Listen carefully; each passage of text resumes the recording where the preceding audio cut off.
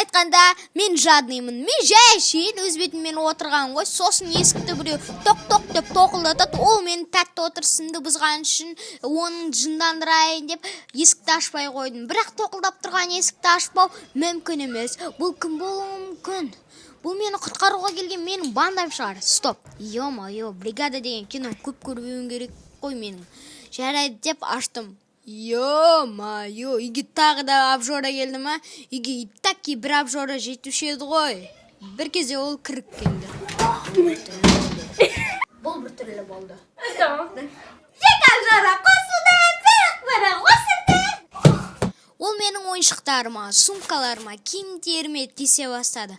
Маған дамады.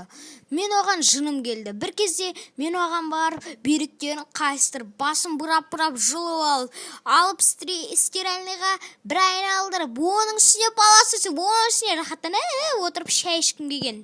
Бірақ Фантазияға мықты екен. қысқасын айтқанда, мен жадныймын.